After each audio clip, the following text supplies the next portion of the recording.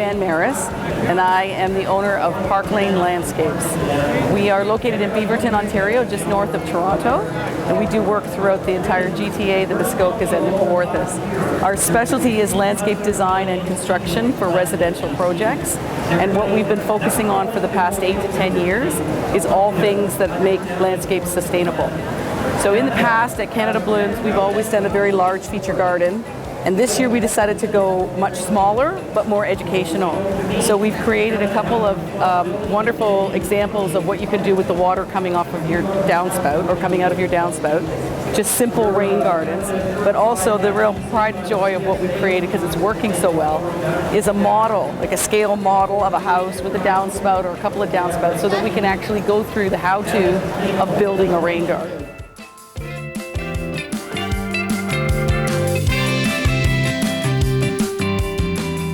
So let's say this is your front of your home and you've got a downspout that's spilling water out onto the driveway. You can replace that downspout with a smaller downspout and install a pergola with a drainage trough in it, so that the water will now run into the drainage trough and across the driveway or across the walkway, so it's not making an ice puddle anymore. And then you can put in a rain garden. And this is really where we're hoping everybody's going to understand that building a rain garden is not rocket science. Anybody can do it, but it's just a question of what you put underneath your landscaping that makes it a rain garden or not. It's all about water conservation.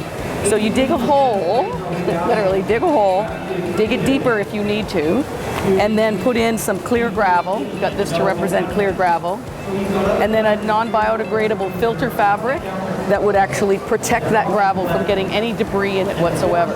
The goal is to keep it so that it's only getting water in it, and that's going to minimize your maintenance on the rain garden. You have two choices with rain gardens. One, you can make a simulated wetland, or you can do a scree rain garden, which is what I'm going to build right now, or you can do a combination, which is what we do most of the time.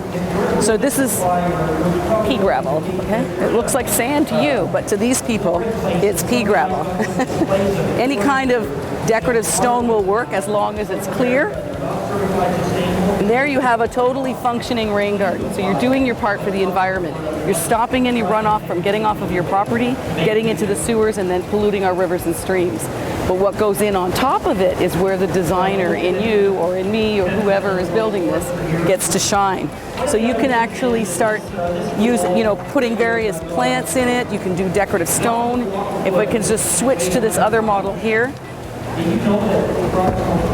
This one's already done. So you can do decorative stone, you can do pockets of planting. Another thing that you can do is on your driveway, you can actually take out part of the permeable surface and put in a drain that will lead the water into a rain garden that's just off the side of the driveway. So now you can take care of the water from the roof, the water from the driveway, and then any water coming down off of the lawn area into your ditch, you can actually plant that or turn that into a rain garden as well. And if I turn that around, you'll see in the backyard what we've done is we've created a totally permeable patio with clear gravel underneath, pockets of planting, some scree gardens, some simulated wetlands, and you don't lose any space by creating a rain garden. The rain garden is really what happens underneath everything else you want to do in your garden. First of all, have a love for landscaping, have a love for design of some kind, and then you'll enjoy what you're doing at any level. If you're the landscaper, the maintenance guy, the designer, the consultant, you need to love gardens. Once that's established and that's what you really want to do, I would say there's so many different avenues of education, even from high school right now. I believe there's horticultural programs in high school. And if you're the kind of person that doesn't really see themselves going to school, then I encourage you, even in high school, to find a part-time job or an internship working with a landscape company. And then from that stage, you can figure out whether or not you want to go for a Red Seal program, go back to college, or do an apprenticeship program. There's so many options that are open to you. We've got one employee working for us right now. She went to university to get her bachelor in fine arts. Loves gardening, has always been doing gardening as a summer job, and right now she's working towards getting her design certificate by taking night school courses and winter courses. So the options are endless as far as how you can elevate yourself, but you got to get in there into the industry to start with and start working your way through the different areas.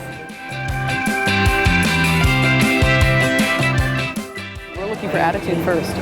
Attitude and work ethic.